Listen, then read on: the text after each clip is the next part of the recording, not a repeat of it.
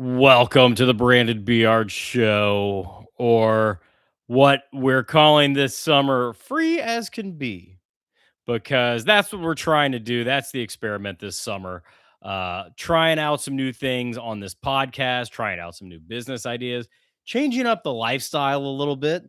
And I'm going to tell you all about it because if not anything else, I am a good personal crash test dummy for a lot of lifestyle decisions for you. So, summer, June 2026, it's a big boomer summer here. Big boomer summer. I'm here broadcasting from Pensacola, Florida, the nexus of the South. Left Austin for a little bit. I'm in Pensacola for the summer. And changing it up, spending some more time with family, making this the base. Right now, I'm regretting that decision based purely on how freaking humid it is. I'll get more into that in a second.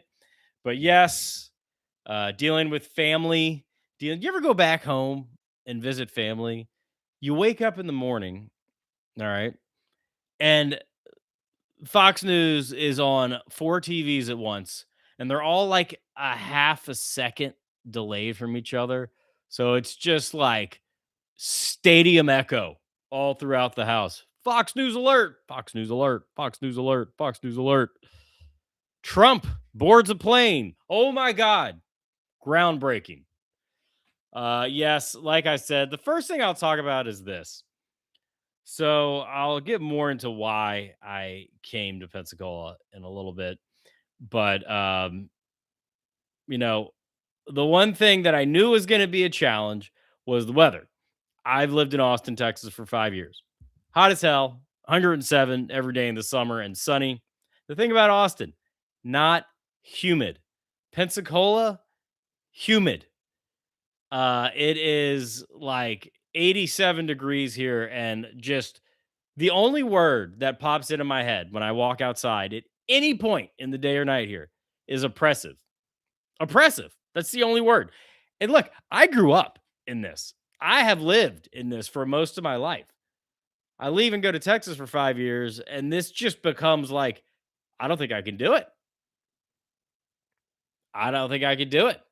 I don't know how anybody can. I don't know how these English people, these Scottish people, and these Europeans are touring through the U.S.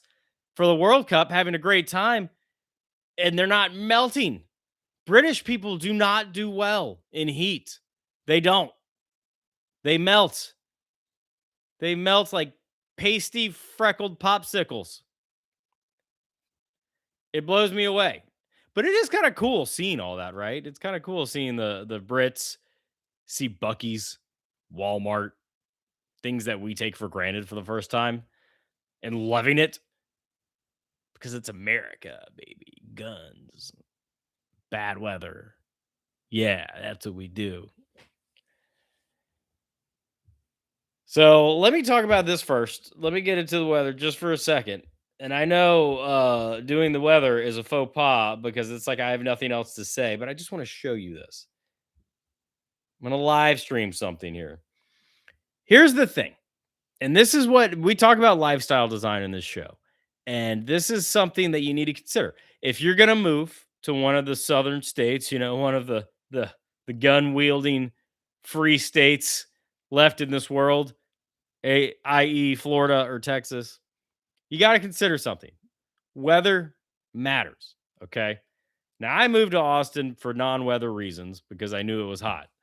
But uh, the dryness, it's really nice. It's really pleasant. Even when it's 107 every afternoon, the mornings are nice. The evenings are nice.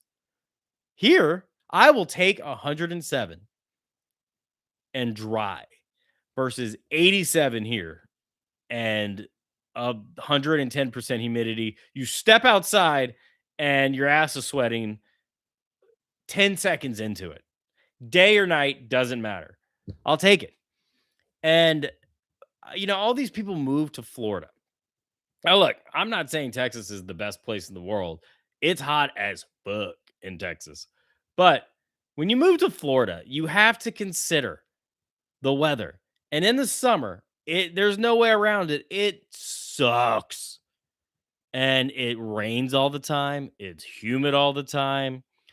And here's something that's happening here today that you don't often think about if you don't live in this part of the world. Hurricanes.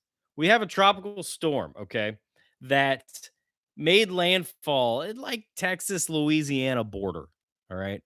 But one thing to know about hurricanes and tropical systems, and I only know this from many years of growing up here and being traumatized by these things, is that the eastern side, I should be a meteorologist here, the eastern side of the storm is always where all the rain and all the shit is. So even though this little tropical storm Arthur is making landfall out in like Texas Louisiana border, way over here in New Orleans to the Florida Panhandle is where all the terrible weather is happening. There have been tornadoes all day. So I just want you to see we got really lucky. This is why I feel blessed to be in Pensacola right now and not anywhere else in the South. Because when you look at this Doppler.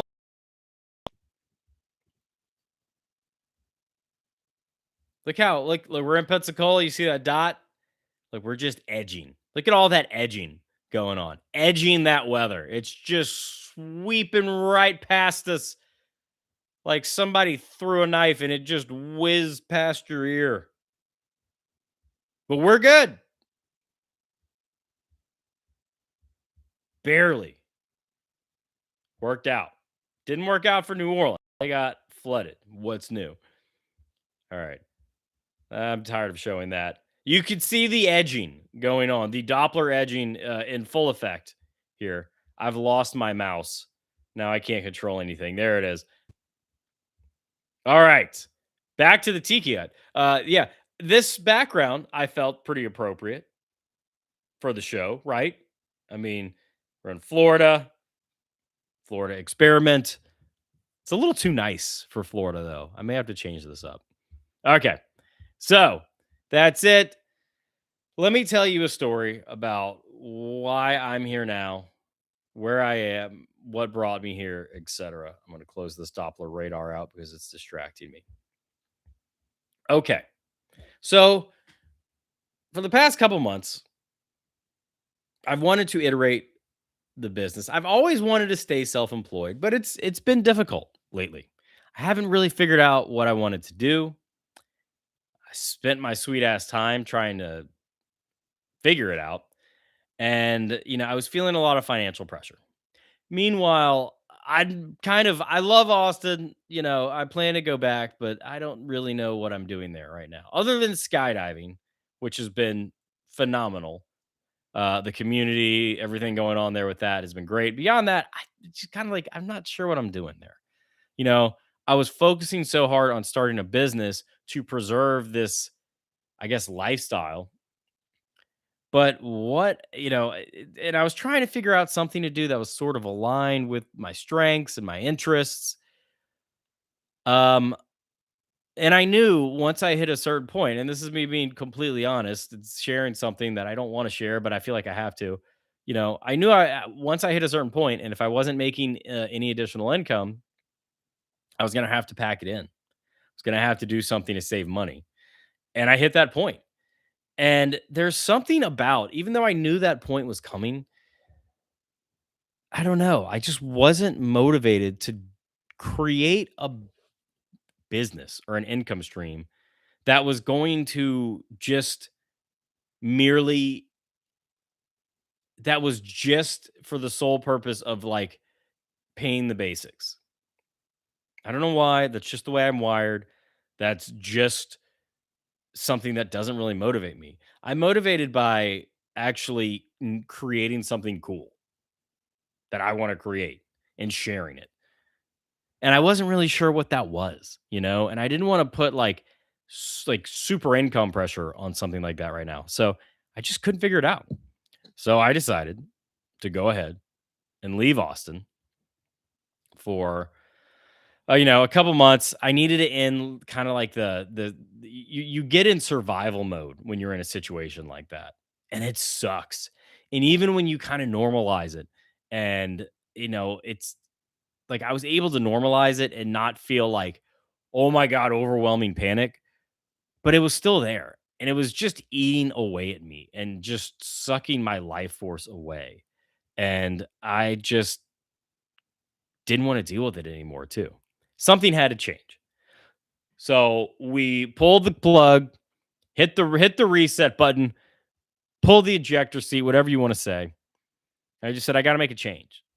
And I was also kind of like working from home. If any of you have worked from home exclusively, whether it's your own business or a job, it's freaking boring and isolating. And other than like the one day a week I went skydiving, it was I was just in a lot of pressure. And I was like, what am I doing? Why am I trying to fund this? This isn't a good lifestyle. I don't know. I came back to my family where they treat me as a walking tech support person, or a walking furniture mover. I've got to deal with that here. But I'm around people. I'm at home, which is kind of nice for a little while. And it's not a place that I ever wanted to be at this point, but it's kind of what I needed. And I plan to do some traveling later on this summer. So it's nice to just not have to worry about too many expenses, to have a home base where you're not alone.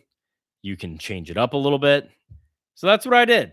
I didn't want to do it initially, but it's kind of what I needed in some ways. So, yeah, let me talk about, and this.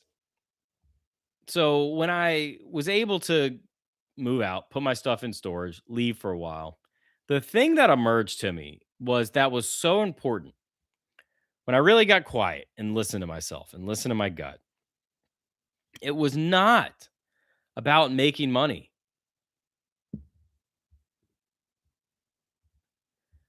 It was it was about something else. Something that wasn't solving the immediate issues, but something that I think I had put on the back burner more and more until it like got to the point where it had to be done. And that was creating a show, being a show maker again. And it was something that I had always planned to do, after I got the next business going, got the next income stream coming in, then I would go focus on this. But what came out of all this is that actually, um, this had to come first because this is what I really wanted to do. If you've known me for a long time or followed me for any a long amount of time, uh, being like in entertainment in showbiz is what I've always wanted to do. And instead of creating a business to fund that, I this just had to come, and then doing this. I don't know why. This had to come first. And so that's why I'm doing this first, even though this podcast is not, something that I hope will drive my income and my business in the future. It's not going to do that right now, but this had to happen first. So here I am, doing this. And it's so weird because it's not logical. It's not rational, just purely speaking, but it is something that had to be done. It's weird when you have those moments where like nothing else has worked. What's this other thing that's coming up? And are you willing to give that a shot, even if it doesn't make sense? So you're looking at a little, I don't know, beta version of this show going forward. What I want to do is I want to live stream it. Okay. This show is for people who want to pursue lifestyle freedom, who want to be self employed, who want to travel, who have always had a dream that maybe they've doubted, maybe they've suppressed, maybe they put it on the back burner. And, but they know that they have to do it at some point. This is for you. That's who I'm speaking to generally. But, we're going to talk about a bunch of fun shit also along the way. So, real quick, the Sky Junkie, what is up? I miss you too. I don't know who this is. I will check you out in a little bit. Thank you for dropping in and saying what's up. I appreciate it. If you have a question, on lifestyle design, self employment, or skydiving, let me know. I'm here to answer them. So that is the very honest story about where I am right now. And the one version of this show that I had been trying to make before, I was just podcasting alone, like in my house. And I was doing it, you know, not generally not having any guests, generally not doing any kind of audience reaction. I didn't really want to do video. I don't like video. I don't like doing it. Nobody does. It adds a whole nother layer, putting yourself out there. But I knew I wanted to. And I know that having this immediacy, having this like feedback right now, the fact that I have to be on my toes, like this is what's speaking to me. This is what I want to do. I've tried every version that isn't this and ultimately burnt out on it. Okay. I've done the solo podcast. I've done like the highly edited podcast. I've done I'm freaking every version of podcasting that uh sucked until I got to this. So here I am speaking to very few of you, but I appreciate you being here. I'm going to put some clips up later, highlights from this show. But yeah, so let me tell you what I have learned about business and income and self employment from the past few months. Okay.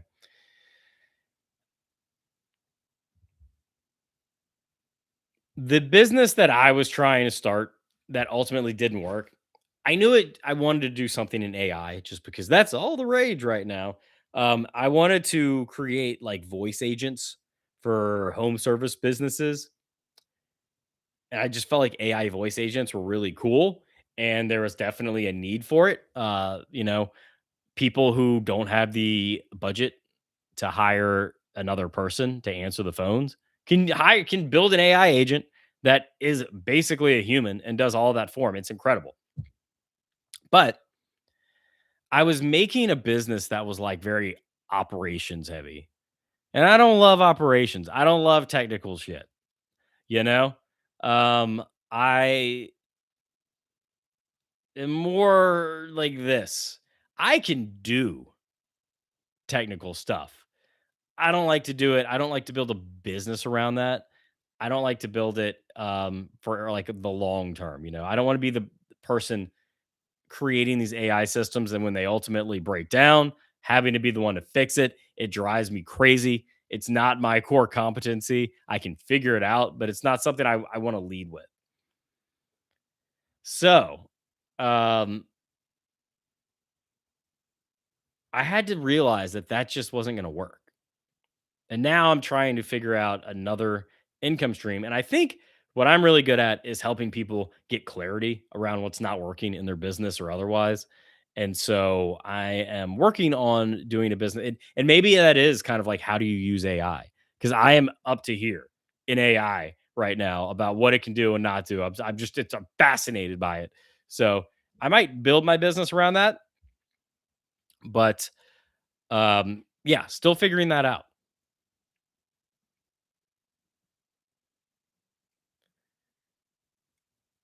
But I feel like right now is such a good time to start a side gig or start a main gig. Um, Start something on your own because, like, if you're just a little bit ahead of the curve doing whatever it is and using AI, like, other people will pay for your expertise. Or maybe you know a way that can bring more money revenue to other businesses and you can use AI to implement it and like not even work that hard. That's why I love this stuff. Like this is something that will definitely be there in a year, but even right now, like you can build these systems that are like semi-autonomous. They're great. It's incredible. So I just think like there's so much opportunity right now. Got to do it. Got to check it out. Got to look into it. Um, but it's daunting. The hardest part is getting clients. You know, I was doing cold calling and that wasn't really working. I freaking hate that. So I'm trying to figure out other ways to do it that don't involve cold calling. And you know, I'll keep you posted on what's working and not working. I've found some pretty interesting ideas about using, I don't want to say bots, but like outreach, texting people who own businesses and using AI to respond and then kind of like getting them set up for a call. Cool stuff like that. I just got kind of bored talking about business. Business isn't that fun, right? We want the money from business so that we can go travel and screw around, but we don't really want to, I don't know. I don't really want to talk about business tactic and stuff like that. I know one thing's for sure. Um, the lesson that I keep getting over and over, and I keep having to fight this because this is what was drilled into my head as a kid: just get a job, just get a job, just get a job. Uh, jobs have their place, but I'm just like have a very high need for freedom, and I don't really want a job. But you know, I don't, even for me, I wouldn't rule it out if I came across a good opportunity, but that's not what I'm pursuing right now. And it has brought so much stress doing it that way. But what I found is that I would rather have that stress than like feel like, I don't know, my time is controlled by somebody else. It's weird. It's weird the values that the personal values that we have, the subconscious things that are like the most important to us. Even when I'm like feeling like I'm gonna freaking be homeless. Ah, I'd rather not have a job. I'd rather work for myself.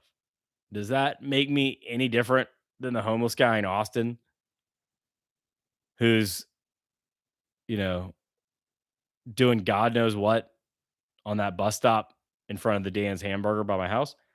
I don't know. I think he was jerking off, but I'm not sure. He might have just been scratching himself. Here is a free business idea I thought of, one that I might pursue. It's for boomers. AI tech support for boomers. My parents are so bad at like simple stuff on the computer. Like I wish, and there's no AI program that you can put on like your computer yet to be like, my parents are boomers. Just control their computer and do what they need and follow whatever they tell you because they can't figure it out on their own. It's not there yet. But maybe there's a little business to be had. You probably have to go after like higher net worth boomers. I just wonder if that would be so frustrating because it would just be like helping my parents who are just, you know, the worst when it comes to this kind of stuff, that it, and like everything you fix just leads to more questions that it might not be worth it. I don't know. If you have more patience than me, maybe that's a really good business idea. Okay. What's next? Couple more things. I want to talk about this trend. So, lifestyle design, so important to me. I think I would like to right now just do a little more traveling. I'm okay being nomadic. I kind of want that. I kind of want that. I want a little bit of it, not all of it. I don't want to be digital nomad working from a co-working space in Portugal all the time and then go to Bali and then go to Bulgaria and then go to where is it? Medellin. I don't want to do that. But I do want to travel a little bit more. And one thing I've been watching lately is on YouTube. I'm going to show you a screenshot of this.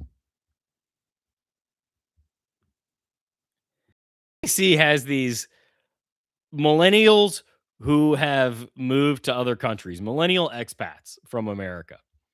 And, here's like, the guys, I left the US for Shenzhen, China. I left India for Ireland. I left Atlanta for the Middle East. I left the US for Japan. This guy, this one's my favorite. I live in the Arctic Circle. This dude is he's awesome. He's this black dude. He, I don't know, went to jail for something that kind of sounded like bullshit and had a hard time getting a job. Somehow moved to Norway and is a bartender at one of these little towns or little cities in Norway that's above the Arctic Circle. Crazy, crazy stuff. But it's just so it's inspiring. And then we've got I left the US for Vietnam. Of course, we have a perfect menagerie of different ethnicities, genders here. It's almost like that was their prime thing in picking the people they picked on these videos. But hey, whatever. So I was watching these and they just give me inspiration, you know? So I see people leaving the US and people the core theme is all these people they're generally saying the cost of living in the US is so high or life is just, more stressful in the US or whatever. Cost of living I can appreciate. But like you're moving to Norway because it's too expensive in the US? What the fuck? But this is one that I was so I'm going to show you one that I was really vibing with here. Like this girl seemed really cool. Moved to Iceland, and I love Iceland. Left the US for Iceland. And then listen to this little nugget they drop in like towards the end here. I'm much happier living in US. I don't know if you Color was the thing that was most part of my identity. It felt like being from New York was what people were so interested in most of the time when we talked about. And I loved that. I loved being just Jules from New York. Just I'm Jules not from New saying York. no one She's talking about her race, and that felt like a really big issue living in the US. Living in Brooklyn, okay? That was like apparently really hard. And far be it for me to, yeah, we'll just keep going on with it. attention to my color or ask me questions. Definitely nowhere near the same type of weight that I felt in the United States regarding the systematic oppression and racism. There it is. The systematic oppression and racism in the US. Okay. So that's what you're facing in Brooklyn. All right, fine. Whatever. Bullshit. But so you're going to move to Iceland, the whitest country in the world that has 200,000 people and they're all related to each other? That's your escape route? It's just all right. I hate it when I'm watching. I just want escapism. I want escapism, and then I get systemic oppression in Brooklyn was too much for me, so I had to move to Iceland. It was just ridiculous. It pulled me out of it. I hate things that pull me out of the fantasy of living in Iceland. Okay, I don't give a shit what race you are. I was on board. This girl, she had my like I was vibing with it until then. Okay. Don't inject politics into your show. I can do it because this is my show. But so that being said, there is a trend of a lot of people leaving the US, going to be digital nomads or be citizens in other countries, and they cite things like cost of living. Things are too hectic here. Things are too polarized here. They're too crazy. They don't like Trump, whatever it is. But is that real? Is my question here. Is something like that really happening here? Is it too expensive, too tumultuous, too polarizing? And if so, is it worth moving abroad? Are things really that bad here? And here's what I'll say about it. So there's this book. It's called The Storm Before the Calm by George Friedman. It came out in 2020 when things were the height of insanity. And in it, he states that there are these two cycles that have driven change in the US since 1776, since it was founded. There's an 80-year institutional cycle and a 50-year socioeconomic cycle. So the 80-year cycle is the one that has like reorganized the country, the way things work, basically. We still have our basic framework in government, but the institutional cycle changes every 80 years.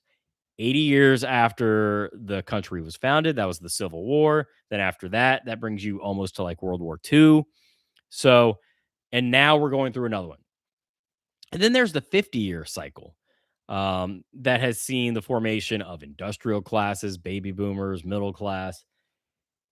And you've got that too. This is the first time in his book, he says, you can't really know this stuff looking forward. You can only know it looking back. But he says this is the first time that both of those cycles are converging at the same time. So there's going to be the 2020s are set to be like a really turbulent time. And that might be true. I don't know. So it doesn't, the first point about that is it doesn't mean that the country's falling apart. We're going through a reorganization, like a reshuffling of how like our country is structured, our society is structured, and that's going to filter down to other countries too. But the US always seems to be like the tip of the spear with this kind of stuff. It's happening here first. And that might be a little scary to some people, but I think that's what people are actually reacting to.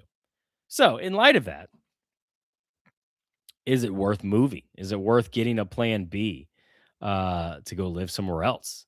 How bad is it going to get? I don't know. I don't think it's going to be that bad.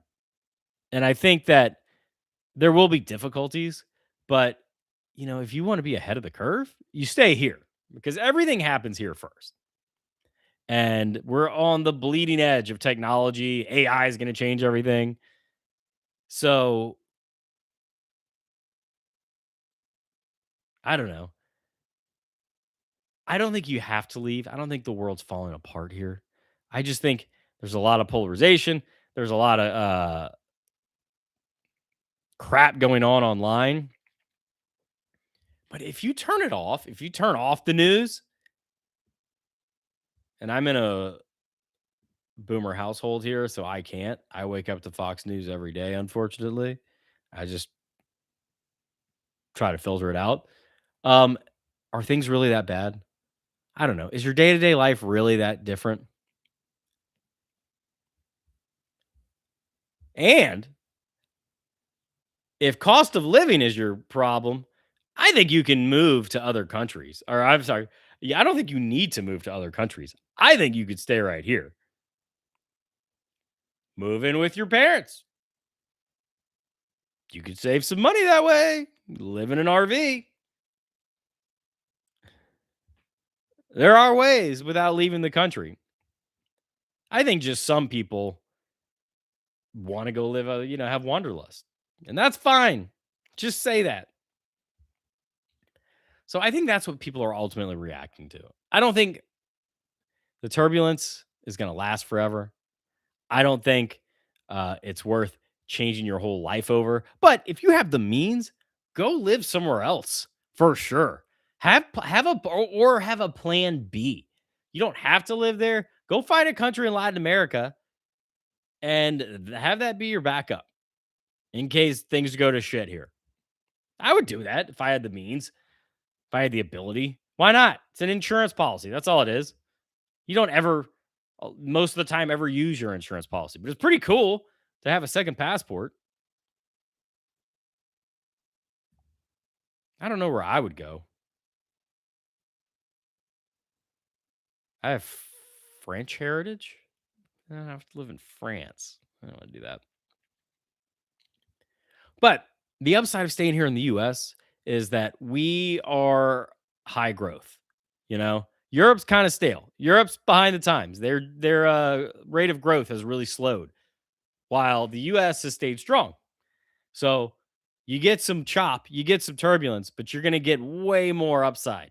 You're going to get way more uh, upside during all of this and when it's over. The future is happening here. That's why I moved to Austin. That's why I like the US. This country is built for change. It is not built for stagnation. Things are going to be turbulent a little bit, but I want to be part of that change.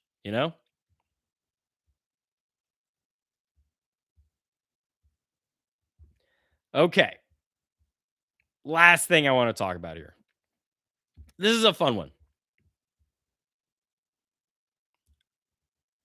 So, I don't know if you've been following this, but we've got this is from interesting.com. Photo of this drone is this company that is making a personal flying car. And this is what they're going to kind of look like. Doesn't look anything like a car. Doesn't actually have wheels. It's not like Back to the Future. It's looks like a giant drone, basically. But oh, I'm so excited for this. I want this so bad. So, you have these companies like Archer, Joby, are building flying cars, are building like the Ubers of the sky. But this is one that you can own. So you can actually own it, and you only have to do like 15 to 25 hours training that the FAA mandates. And then you can just have this and fly anywhere you want. This is incredible. And it basically, I'm guessing there's AI in it. So you don't really have to be a pilot. But like helicopters are done. Who's going to want a helicopter? This is incredible. So you'll be able to live in the suburbs and then fly, 40 minutes outside of a town or whatever, which is what I would like to have. I'd like to have just a huge farmland, and then get in one of these bad boys, fly into town, land in the heliport, do what I want to do, and then maybe go to a bar, maybe have some drinks. I'm guessing it's frowned upon to, rip some shots, fly home, but who's gonna pull you over? So I think this is really cool. This is the future. This is the future I want. But yeah, I read this article this week. This company, Doroni, is looking for investment. They say by 2028, flying cars, 2028. This is amazing. Is there anything else we need to know about this? Roadmap. I think it actually has a parachute in it too, in case it just completely breaks down. That's just so cool. I was looking into I wanted to be a helicopter pilot, but the only downside of this is that it's got a 100-mile range right now. But those like Joby and Archer ones that are going to be like Ubers of the sky, those have like a 200-mile range, which is pretty good. I want a 300. Give me a 300-mile range on this thing. I want to fly to New Orleans for the weekend with it. All right, I could land once to recharge, but that's it. I'm not doing more than that. Pretty badass. I swear to God, if the government slows this down, I'm going to be so upset. I want this.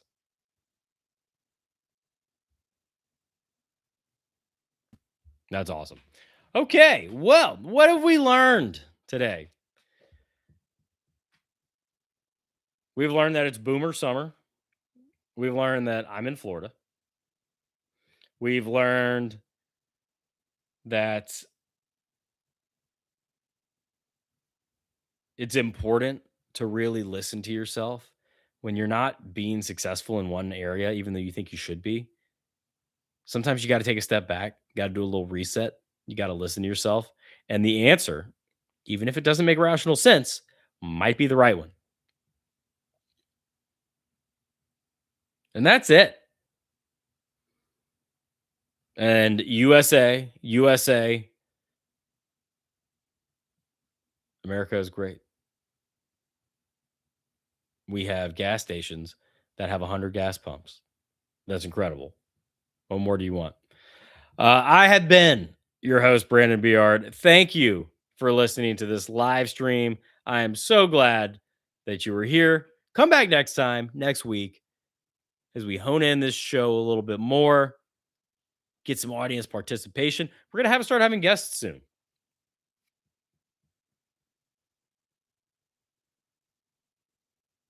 Until then, the Tiki Bar is closed.